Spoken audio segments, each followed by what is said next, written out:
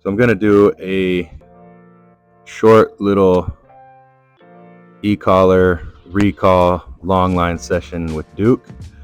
And I'm going to work on you could really just call it a pack drive session. Practicing recall, practicing him following me, layering in the electronic collar as communication, rewarding him, which is positive reinforcement for anybody out there watching. Not using treats at this point with him anymore.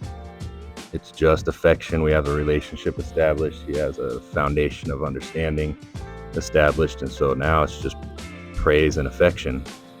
So what I'm doing here is he wants to come out here and smell.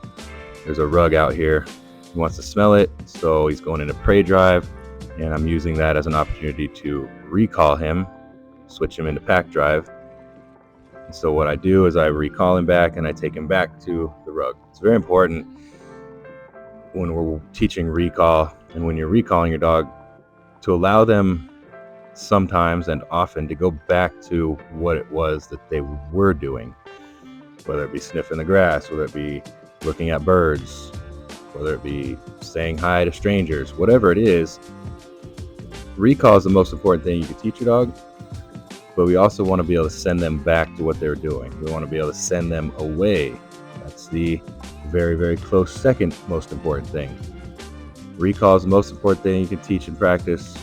Being able to send them away is the second most important thing you can practice. Sending away can include sending them to place. It can include sending them back to fetch a ball. It can include sending them back to say hi to a person. It can simply be sitting on the couch and they come up to you and you say, go away. That's sending them away, right? So if you can't send your dog away, that's a relationship problem, right? If you were in a human relationship and the person you were in a relationship with needed to be with you 24/7 and know where you are and constantly 24/7, I think most people would deem that an unhealthy relationship. When our dogs do it, or when we tell them go away and they don't do it, or for whatever reason we don't ever practice sending them away, we call that love. How are they different? They're not. So Duke's doing really, really well. I end up dropping the long line at some point and he just follows me. So what I'm doing here is he doesn't really want to have separation from me. He's in pack drive. So if I'm moving, he's moving. That's what I've been working on with him. To follow me. So I'm using even little opportunities where there's a little bit of separation, even 2-3 feet, to just recall him to me. Recall doesn't need to be a long distance. So that right there, 3-4 feet away, and I just recalled him to me. That's recall. And you'll see me look at the camera sometimes because I did think that the microphone was on when I was doing this session with him, but it was not. So as with most of my sessions with Duke, they're 10 to 15 minutes. They're short. He gets stressed pretty easily. This is positive stress, but it is stress nonetheless. Learning is stressful. So I stress him, I teach him, we learn, we practice, and then I put him up. He gets a nap time for a couple hours. Then I'll bring him out again and we'll do another session. So what is positive stress? Let's talk about that. Positive stress it's learning. That's a form of positive stress. Positive stress, though, is when we take our dogs through something, or ourselves, something that's uncomfortable, something that causes us stress, and on the other side of it, there's growth. On the other side of it, there's calm. On the other side of it, there's achievement. On the other side, there's overcoming that challenge, where the next time we encounter that challenge that stressed us out, it no longer causes a spike in stress, that we're able to handle it. Our confidence has grown, our knowledge has grown. That is kind of my definition of positive stress.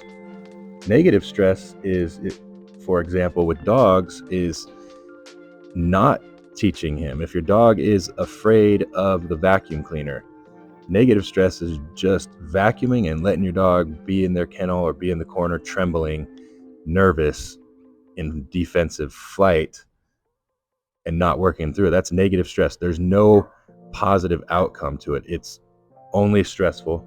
There's no guidance behind it. There's no leadership there. He's just stressed. And the next time he encounters that situation, it's going to be the same level of stress or more. So that's negative stress. Negative stress is when we encounter something stressful, we don't overcome it. We stay in a stressful state. We don't learn anything about it. The dog doesn't learn anything about it. And the next time that we encounter it, the same stress happens. There was no learning. There was no growth. That's negative stress. Negative stress can also be your dog barking and lunging at someone and you just telling them, no, stop it, no, or it's okay, he's friendly. Those are all negative stress. We're not coaching or guiding our dogs through the situation so that they're better equipped to handle it next time.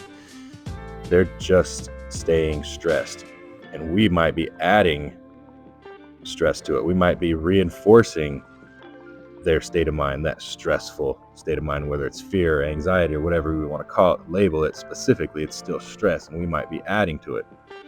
So that's kind of the difference between positive and negative stress.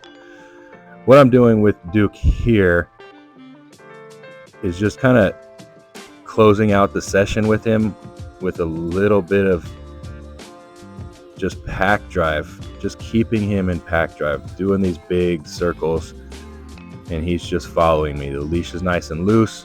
I'm just keeping him in a nice state of mind to finish this session out.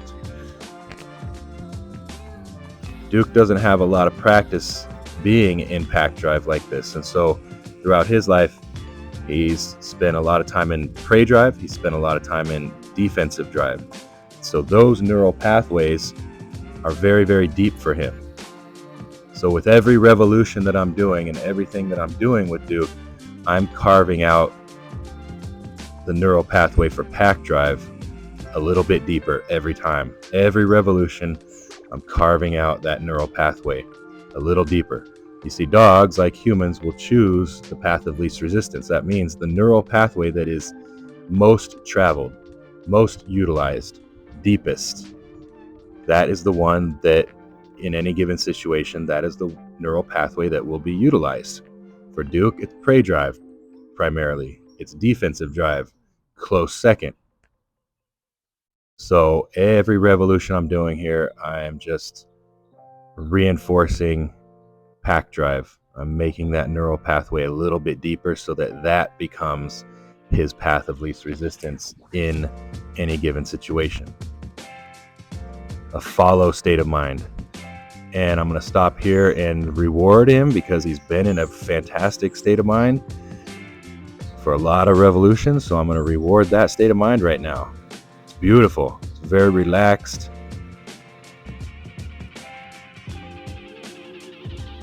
So this was a really, really good session. Overall, I think I sped this up, so it was about 15 minutes.